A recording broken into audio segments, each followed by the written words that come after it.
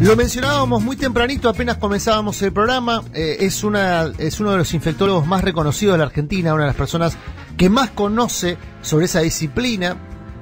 Y por supuesto es una autoridad para consultar en una situación donde me parece el pánico está ganando a la sensatez. Es mi sospecha. Vamos a preguntarle a él qué sabe. ¿Qué tal? Buen día, doctor Pedro Can, Adrián Murano, Fabiana Solano, los saludamos. ¿Cómo le va? Buenos días, ¿cómo están ustedes? Bien, muy bien. Bueno, Pedro, esta sospecha que yo tengo, ¿es infundada? Es decir, ¿hay que estar más preocupado de lo que yo estoy?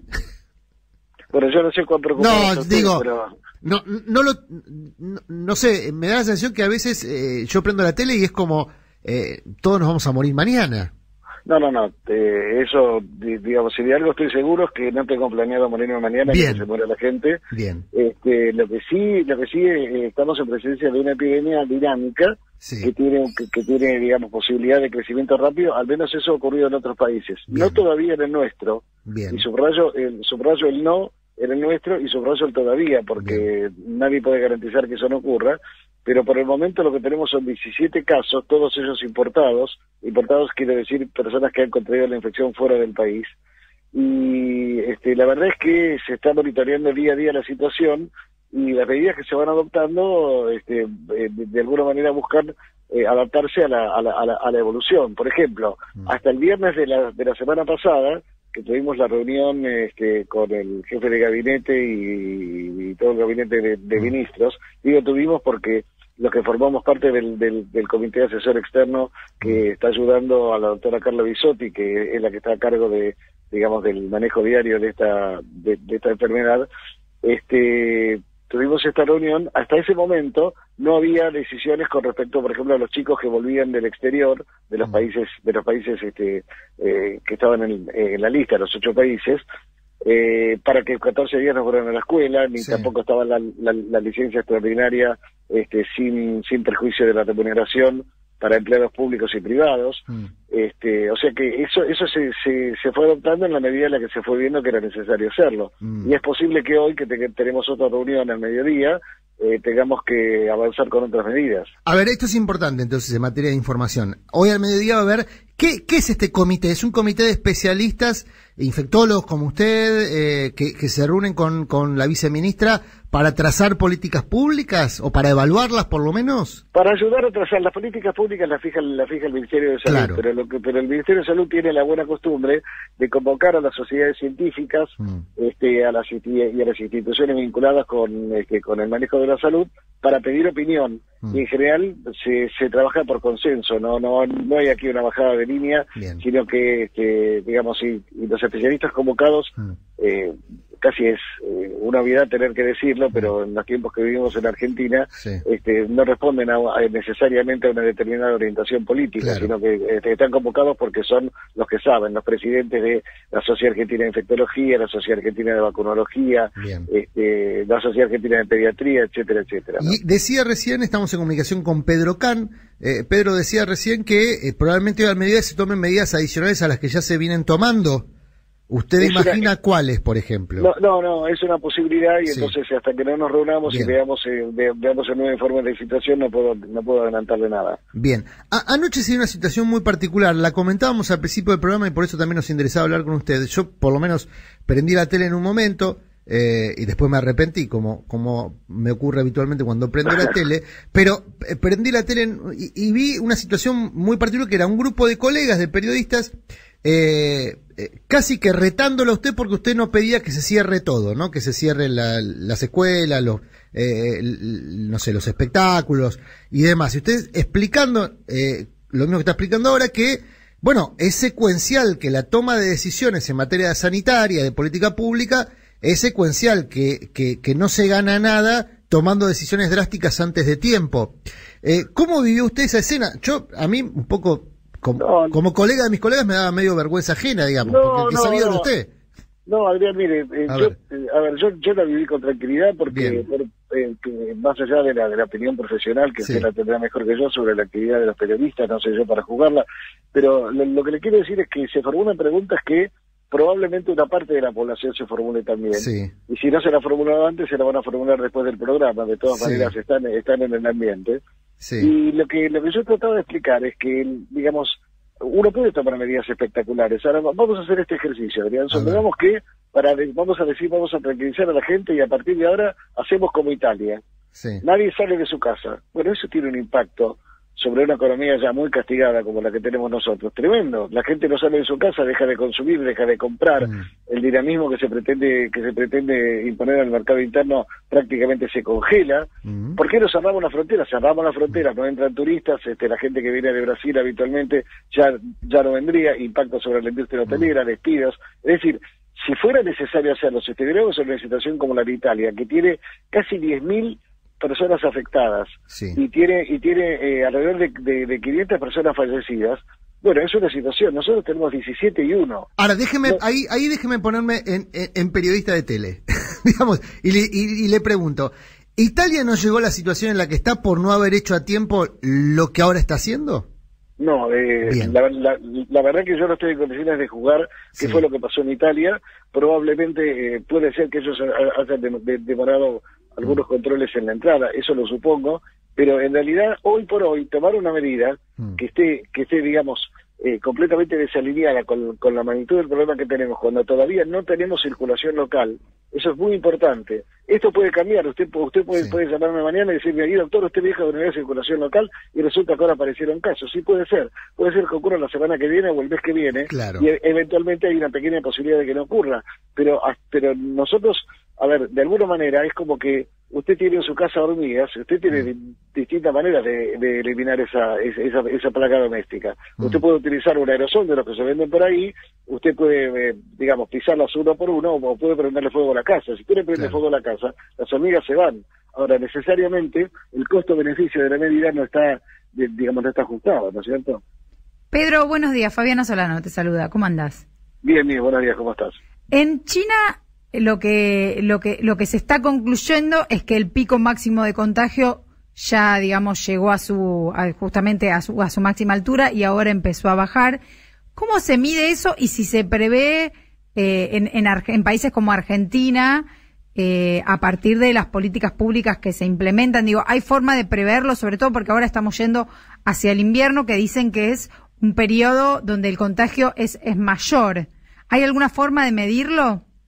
Bueno, por ahora estamos midiendo el número de casos confirmados que tenemos según el informe del Ministerio, que no es otra cosa que los datos que provee el Instituto Malbrán, que es a donde se hacen los diagnósticos de casos. De modo que esa es la medida que tenemos. El fenómeno de China tiene que ver con varias cuestiones. Tiene que ver con que han impuesto una cuarentena muy importante, como ustedes saben, una cuarentena que en principio afectaba a 16 millones de habitantes y luego se extendió. Pero además tiene que ver con otro fenómeno que se da en todas las epidemias, que es que se van agotando los susceptibles. Claro. No todos somos igualmente susceptibles a una epidemia. Por eso empecé diciéndole a Murano que no es que nos vamos a morir todos mañana, ni mucho menos. Claro, obvio. Pero hay una gran cantidad de nosotros, nos podemos ser susceptibles, porque nunca estuvimos expuestos a un virus como, digamos, que sea exactamente igual a este. Lo que va a ocurrir en algún momento, si la epidemia se expande, va a haber una cantidad de casos y luego va a entrar en una fase de declinación. Lo que sí, en el año que viene probablemente tengamos casos de COVID-19, pero ya para ese momento probablemente no sería nada raro que tengamos una vacuna y que tengamos tratamientos para los casos graves, que de hecho ya se están ensayando, sino que va a suceder lo mismo que con influenza. Todos los años tenemos casos de influenza, es la gripe severa, claro, digamos, no la gripecita, no el resfrío. Y de la misma manera será un virus que estará en el ambiente, pero ya no, digamos, lo que esperamos es que no va a afectar, al menos por los próximos años, a una gran cantidad de personas. Luego lo que sucede con estas enfermedades, sobre todo las que no tienen vacuna, es que vuelve a aumentar, en la medida que se produce el crecimiento de la población, aumenta el número de susceptibles y puede haber un rebrote de acá a 4 o 5 años. Claro. Eso en ausencia de vacuna. Habiendo vacuna, todo esto se puede evitar, ¿no? Pedro, estoy viendo los porcentajes de la población afectados por el coronavirus, que es tan ridículo la cifra, es 0,01, bueno, de total del mundo. ¿Cuáles son, le pregunto como especialista y por curioso nomás, cuáles son el top 3, el top 5 de las grandes epidemias de la historia de la humanidad, digamos, y en tal caso, ¿cuántas millones de personas afectadas hubo? Para ponerlo en dimensión también, es cierto que los tiempos son distintos y demás, pero para tener una idea de, cuando hablamos de pandemia, ¿de qué hablamos? Bueno, a ver, si hablamos de la historia, y para no remontarnos muy lejos a la peste negra en el medioevo, cosas por el estilo, si queremos hablar del siglo pasado, tenemos lo que se llamó la gripe española, mal llamada gripe española, como también está mal llamado este virus como virus chino, porque eso tiene un contenido discriminatorio completamente injustificado. Cierto. Pero bueno, usted sabe que eso es desde siempre. Una enfermedad de transmisión sexual como la sífilis, la llamaban en el medioevo el morbo gálico. Claro. Es decir, acusaban a los franceses de ser los responsables de la sífilis, ¿no? Claro, como si fueran los únicos que tienen actividad sexual. Pero bueno, volviendo a esto, por ejemplo... Igual eso yo no sé, si no son los únicos, bueno, eso habría que verlo.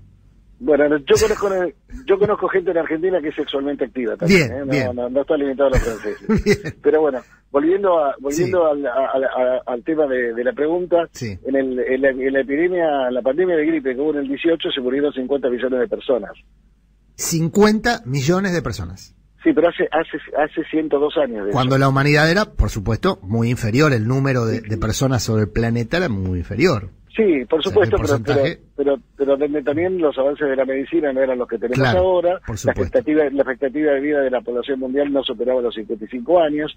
Entonces, digamos, hay que poner todo eso en contexto. Bien. Hoy es impensable que ocurra una cosa así. ¿Es impensable? ¿Sí? Una mortandad de millones de personas por un virus.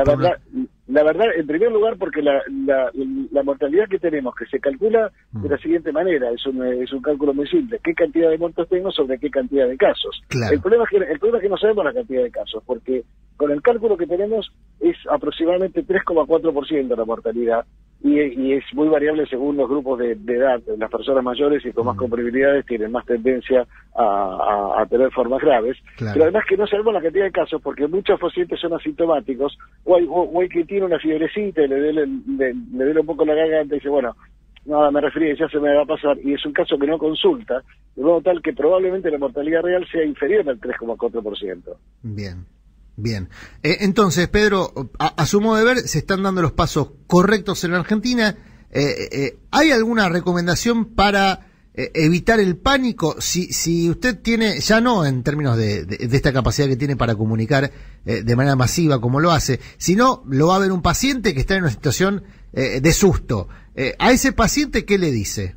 Que se quede tranquilo, que no gaste plata comprando barbijos, porque el barbijo no le sirve a él, el barbijo es para las personas que tienen síntomas, que se lave las manos con frecuencia, que trate de no tocarse la cara, los ojos, la nariz, la boca, que si llegara a tener algún cuadro febril, que inmediatamente proceda como sugieren las autoridades. Si está en la capital, tiene que llamar al 107 y no ir a ninguna guardia. Cada provincia está desarrollando su propio protocolo de cómo proceder. Hasta ahora los casos habían estado hasta la semana pasada exclusivamente concentrados en capital, pero ahora tenemos Río Negro, San Luis, Córdoba, entre otras provincias. Entonces cada jurisdicción establecerá el mecanismo. Lo ideal es que la gente no se automedique, que no subestime los síntomas, que haga la consulta en el ámbito correspondiente, que se quede tranquila, que la gran mayoría de los casos son casos que le van a producir un cuadro de una molestia con fiebre, con un tos, digamos, una tos persistente, alguna angina, pero, digamos, no es una enfermedad necesariamente mortal, como lo prueba el hecho de que, digamos, tenemos más de 115.000 casos en todo el mundo y unas 4.000 muertes. Son lamentables las 4.000 muertes, pero claro. Si pensamos que solamente en Estados Unidos murieron cerca de 30.000 personas por influenza en el año 2019, nos damos una idea de la proporcionalidad de los casos, ¿no? Bien. Pedro, le agradecemos muchísimo. Me quedé pensando en eso que conoce argentinos que tienen vida sexual. Ninguno que hace radio temprano en la mañana, seguramente. ¿No? Bueno, eso lo podemos comentar por línea privada. Bien, le agradezco mucho, Pedro, ha sido muy amable, como siempre. Un abrazo. Al contrario, que le vaya bien. Hasta luego. Pedro Can, entonces, infectólogo en La Mañana de Futuro Imperfecto. Una persona que explica muy bien y sabe mucho. Y tranquiliza. Así que hay que escuchar a ellos, digamos, los que saben mucho. A ellos. Saben mucho y explican bien. Y además hoy al mediodía se va a reunir este comité, seguramente habrá novedades, anticipándonos también que va a haber una reunión al mediodía entre distintas autoridades científicas con el Ministerio de Salud para avanzar justamente eventualmente en nuevas medidas de prevención.